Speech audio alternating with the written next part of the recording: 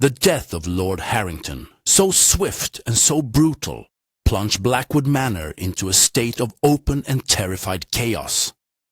The veneer of civilized society, already thin and brittle, shattered completely, revealing the raw primal emotions that lay beneath. Fear, suspicion, and paranoia were the new masters of the house. The servants whispered in huddled groups, their eyes darting nervously at every shadow. The two remaining constables, left to guard a house of horrors, looked as if they were ready to bolt at any moment.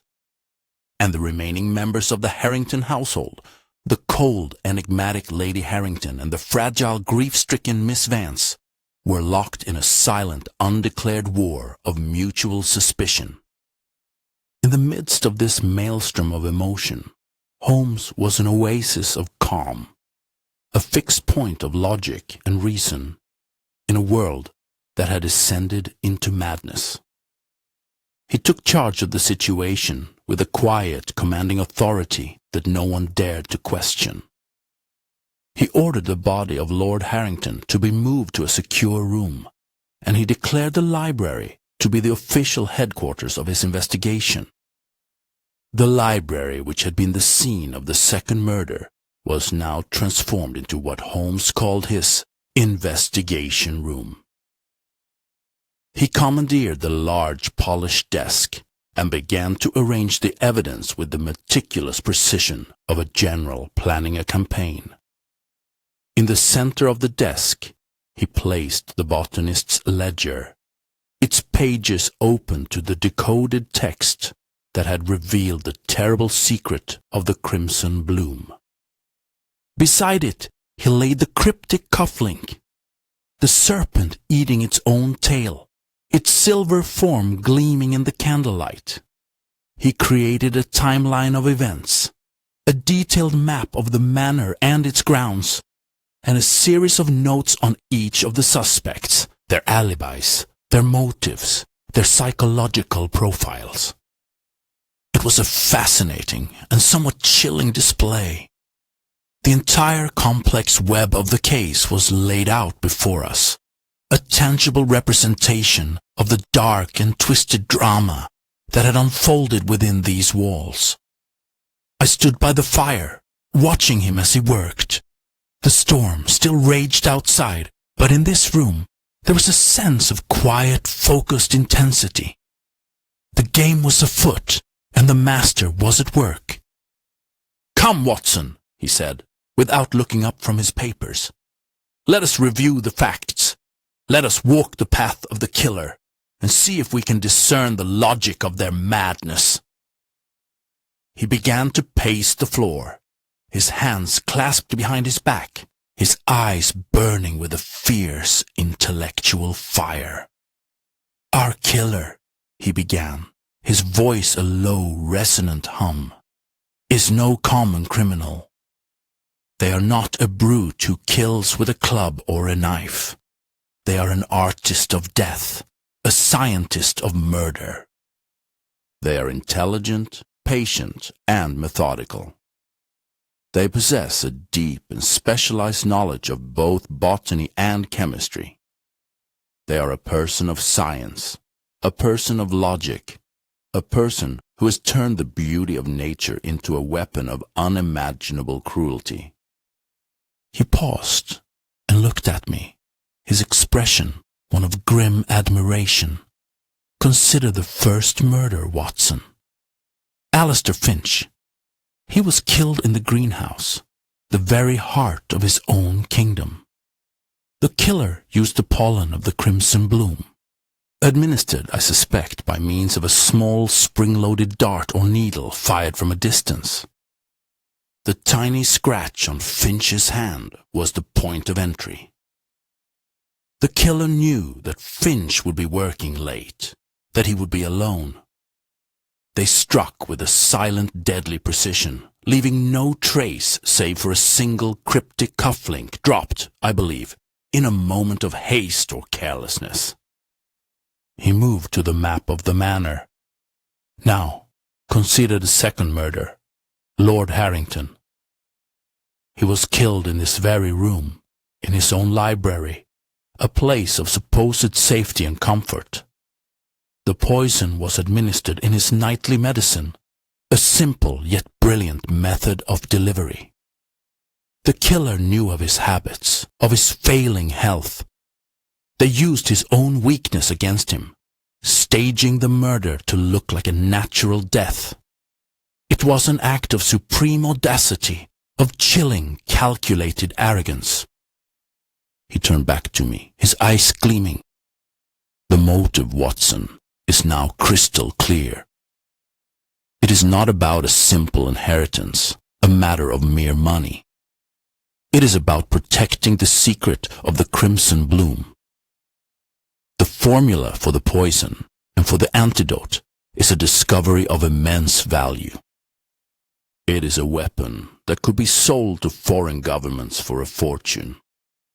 It is a tool for silent, untraceable assassination. Finch stumbled upon this secret, and he was killed to silence him. Lord Harrington, I suspect, either knew of the secret or was on the verge of discovering it, and so he too had to be eliminated. He began to pace again, his mind working at a furious pace. The suspect list, which was once a fog of possibilities, is now beginning to clear. We can eliminate the servants. They lack the specialized knowledge, the scientific expertise to carry out such a sophisticated crime. We can eliminate Constable Davies and his men, for they are, to put it mildly, intellectually incapable of such a diabolical scheme. We are left with two, and only two, possibilities: the cold, enigmatic Lady Harrington and the sad, fragile Miss Vance. I was taken aback. Miss Vance, I exclaimed. But she is a mere girl, a creature of grief and sorrow. She could not possibly be capable of such a monstrous act. Do not be deceived by appearances, Watson, Holmes said, his voice sharp. Grief can be a powerful mask, and fragility can be a clever disguise. Miss Vance, you told me yourself, had a secret affection for Finch. Could it be that he spurned her advances, and she killed him in a fit of jealous rage?